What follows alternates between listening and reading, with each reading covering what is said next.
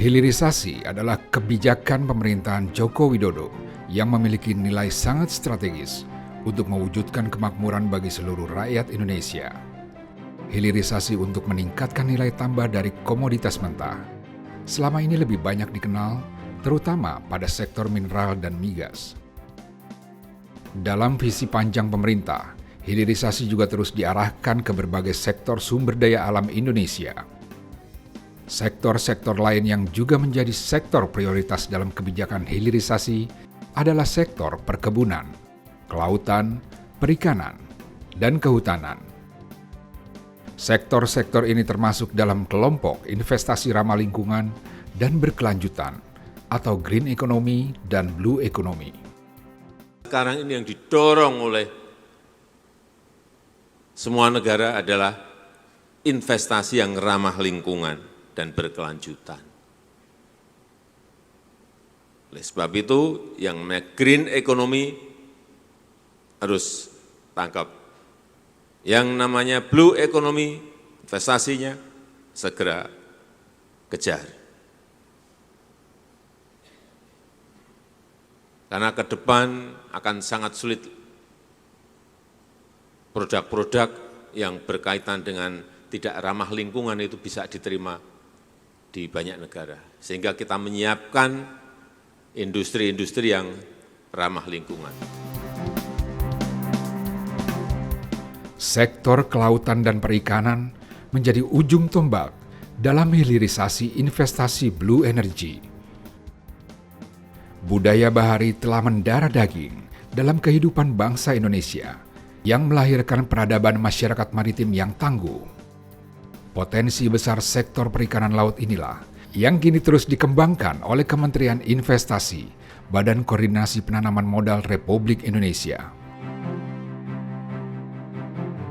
Jadi kalau dari perikanan, kita ada dua sumber ikan kita. Satu ikan tangkap. Ikan tangkap kita dari laut. Yang kedua ikan budidaya. Ini yang dari ikan air tawar ya, yang kita budidayakan. Nah, untuk yang laut, karena memang perairan kita begitu besar, dan ternyata perairan kita juga sangat kaya, isi ikannya tuh terbanyak di dunia.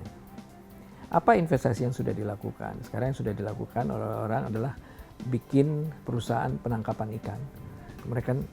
Mereka jual ikannya.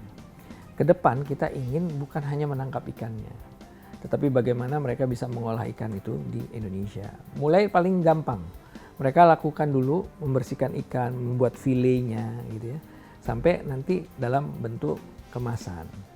Nah, itu yang ikan kita dorong, karena saat ini begitu kita masuk ke produk perikanan, itu masih banyak yang kita impor. Itu yang kita ke depan ingin kita dorong.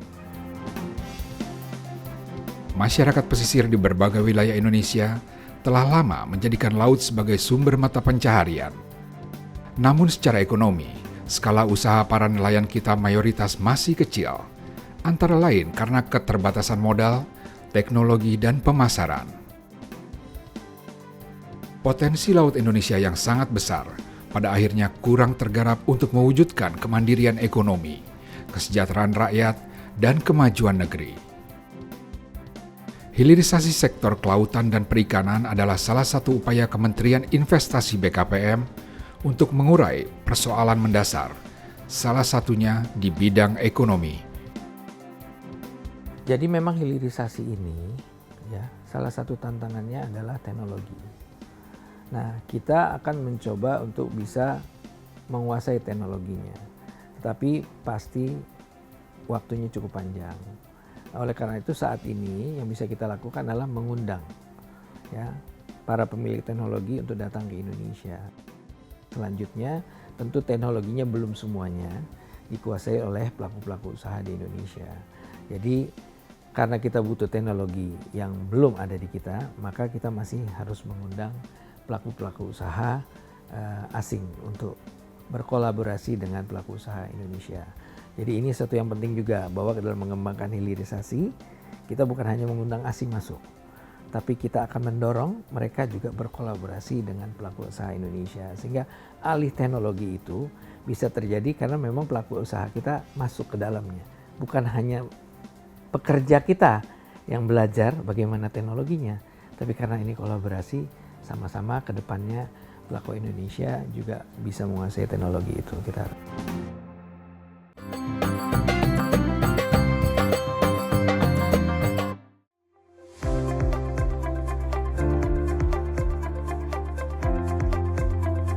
Sektor kelautan dan perikanan Indonesia memiliki potensi untuk menjadi masa depan perekonomian biru atau blue economy kelas dunia. Potensi besar inilah yang mendasari kebijakan hilirisasi, khususnya perikanan tangkap tuna, cakalang, dan tongkol.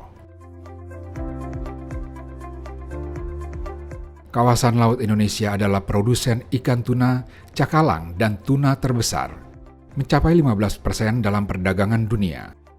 Hilirisasi perikanan yang digerakkan oleh Kementerian Investasi BKPM akan memberikan manfaat besar bagi ekosistem perekonomian nasional, mulai dari nelayan, industri perikanan, dan terutama masyarakat. Selama ini, harapan untuk mewujudkan potensi besar ini masih belum terrealisasi dengan baik. Berbagai kendala dan kekurangan di lapangan menjadi penghalang kemajuan sektor kelautan dan perikanan Indonesia. Proyek infrastruktur adalah langkah penting pemerintahan Joko Widodo untuk mengawali kebijakan hilirisasi di sektor kelautan dan perikanan. Pagi hari ini saya dengan Pak Menteri, juga ada Ibu Gubernur, Pak Bupati Lamongan, datang ke TPI Brondong, Kabupaten Lamongan. Intinya saya ingin melihat secara langsung keadaan dan situasi nelayan selama pandemi. Tadi disampaikan oleh beliau Pak Agus bahwa kondisi nelayan di sini tidak ada masalah dan bisa melaut seperti biasanya, normal, hasilnya juga normal. Tetapi tadi ada keluhan mengenai pendangkalan di pelabuhan di 2 lokasi yang dimintakan untuk dikeruk, dan saya sampaikan nanti 2-3 bulan akan segera dilakukan pengerukan, termasuk juga lampu haluan untuk minta ditinggikan, diperbaiki juga sudah saya sanggupi, dan kita harapkan beberapa perbaikan tadi nanti bisa meningkatkan perbaikan kesejahteraan nelayan, karena mau berlabuh, mau bongkar lebih mudah. Kebijakan infrastruktur yang dilanjutkan dengan kebijakan hilirisasi sektor kelautan dan perikanan diharapkan akan menarik investor baik dari dalam maupun luar negeri. Dengan kedatangan investasi ini, ekosistem industri kelautan dan perikanan akan berjalan secara berkelanjutan. Apa yang harus kita lakukan? Yang pertama adalah bagaimana kita bisa membuat infrastruktur yang lebih baik untuk penangkapan ikan ini. Karena begitu besarnya ya sumber daya yang kita punya, maka pelabuhan untuk khusus perikanan itu sebetulnya yang ingin dibangun pemerintah. Kemudian kita ingin juga membuat industri terintegrasi. Jadi nanti selain pelabuhan khusus perikanan itu, maka ada industri khusus pengolahan ikan. Itu yang ingin kita bangun. Supaya tidak jauh. Jadi ikannya masih segar, masuk ke industrinya. Kemudian nanti dari situ pun kita langsung untuk logistik diekspor maupun didistribusikan di dalam negerinya, bisa langsung segera ke situ. Nah ini yang sedang kita persiapkan. Mudah-mudahan ini bisa kita laksanakan dalam waktu cepat. Perencanaan sudah ada, beberapa lokasi sudah kita lakukan peninjauan, dan kerjasama kementerian lembaga terkait sudah juga kita lakukan untuk masalah perikanan ini.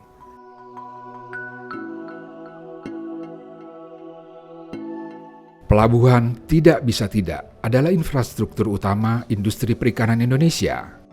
Disinilah titik awal yang harus dikawal untuk pengembangan hilirisasi sektor kelautan dan perikanan, khususnya tuna, cakalang, dan tongkol. Tanpa pelabuhan perikanan yang memadai, hasil tangkap nelayan negeri ini tidak akan terserap dan terdistribusi secara maksimal. nilai tambah sumber daya alam yang jadi tujuan utama hilirisasi tidak akan terrealisasi dan jauh panggang dari api. Pertama adalah pelabuhannya yang sekaligus menjadi pasar ya untuk jual beli ikannya tadi. Sehingga pelaku yang menangkap ikan itu mereka bisa langsung menjual produknya di pelabuhan itu kalau ada. Ya kan? Itu jauh lebih cepat, sederhana. Kemudian nanti yang perusahaan atau industri yang membutuhkannya, mereka juga langsung bisa membeli di pasar lelang ikan itu sendiri. Nah, itu akan lebih mudah. Harapannya adalah dengan kemudahan ini, maka minat investor pun akan lebih baik ya untuk masuk ke industri hilirisasi perikanan ini. Nah, kalau sekarang kita baru ke ikan segar yang kita ekspor tadi, gitu loh. Nah, tetapi ini juga kan mungkin perlu kita tingkatkan juga ya ikan segar. Jadi kita tetap main ekosistem hulu sampai ke hilir, gitu loh. Dan kita akan lihat juga kira-kira produk tier berapa yang bisa kita mulai bangun, ya, dan tier mana lagi yang bisa kita lanjutkan. Itu strateginya harus pasti berbeda-beda dari masing-masing komoditas. Nah, itu yang akan kita lakukan. Mudah-mudahan tadi akan meningkatkan minat para investor untuk masuk ke industri pengolahan atau hilirisasi perikanan kita.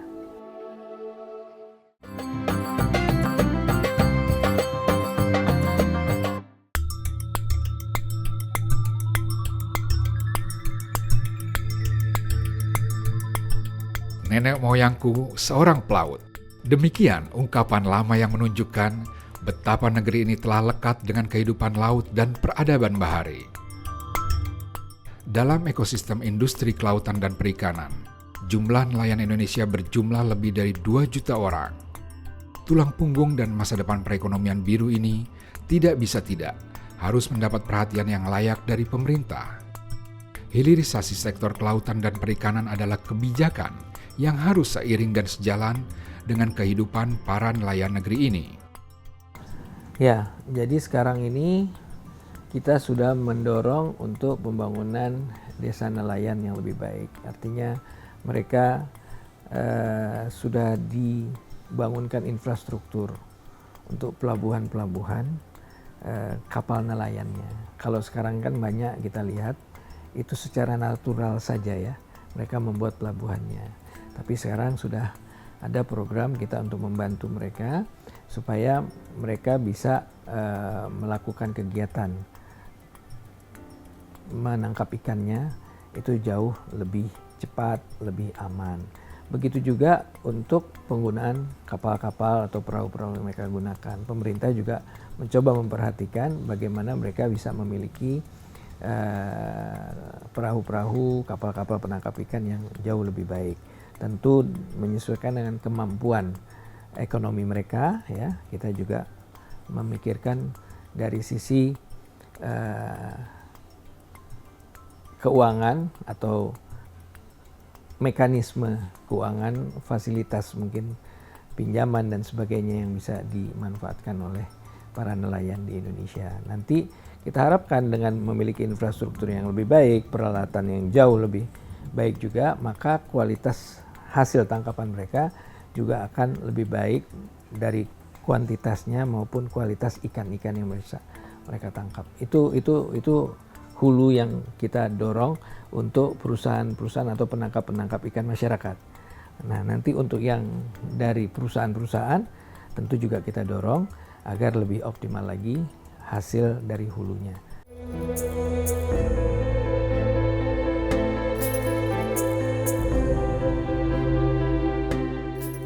Aruna Indonesia adalah salah satu contoh perusahaan perikanan yang terintegrasi dan mengedepankan teknologi, kesejahteraan nelayan, dan berkelanjutan ekosistem maritim Nusantara menjadi komitmen Aruna yang berdiri pada tahun 2016 ini. Wujud nyata komitmen Aruna adalah peningkatan pendapatan nelayan yang menjadi mitra usaha sebesar 3-12 kali lipat. Betul, jadi Aruna ini adalah perusahaan yang memiliki misi untuk mengintegrasi supply chain di perikanan dengan teknologi sebagai pendukung atau sebagai enablernya. Nah, Aruna sendiri itu bergerak dengan kelompok-kelompok nelayan, memberikan mereka akses pasar dan membuat produk mereka menjadi branded produk dan olahan. Terus dengan adanya teknologi itu memudahkan kita untuk mendata dan melakukan manajemen produksi yang lebih baik dan manajemen kualitas yang lebih baik, sehingga produk nelayan yang tadinya cuma bisa dijual di pasar lokal bisa menembus pasar global gitu. Integrasi rantai pasokan perikanan yang didukung dengan kemajuan teknologi dan manajemen menjadi kunci penting bagi masa depan para nelayan. Konsep ekonomi ini sejalan dengan tujuan hilirisasi sektor kelautan dan perikanan yang menjadi kebijakan pemerintah.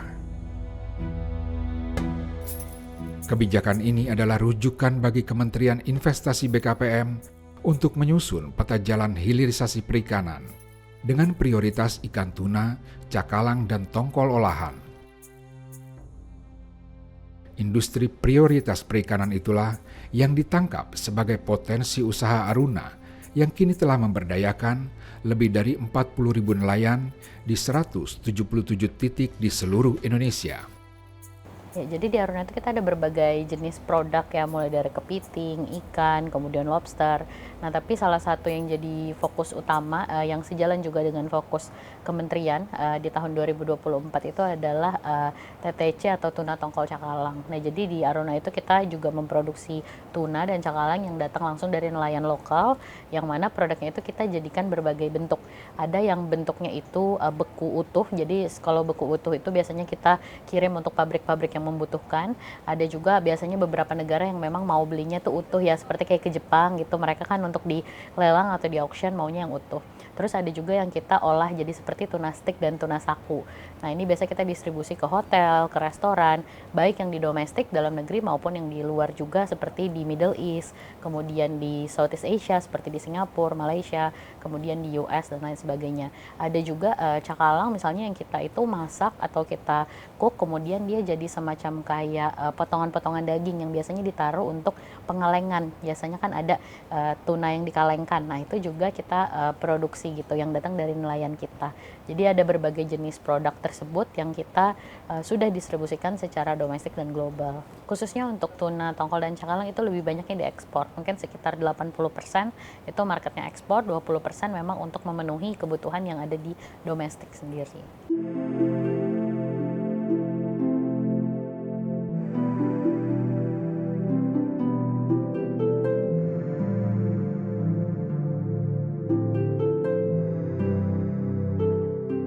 Indonesia, negara kepulauan terbesar di dunia, negeri dengan 17.000 pulau dan panjang garis pantai lebih dari 108.000 km. Kekayaan hayati laut negeri ini adalah potensi yang selayaknya menjadikan Indonesia sebagai poros maritim dunia. Visi besar pemerintahan Joko Widodo ini telah diawali dengan pembangunan infrastruktur dan dilanjutkan dengan hilirisasi sektor kelautan dan perikanan. Setelahnya adalah perjuangan dan perjalanan panjang dari setiap pemangku kepentingan untuk mewujudkan kemajuan, kesejahteraan, dan kemakmuran bagi seluruh rakyat Indonesia.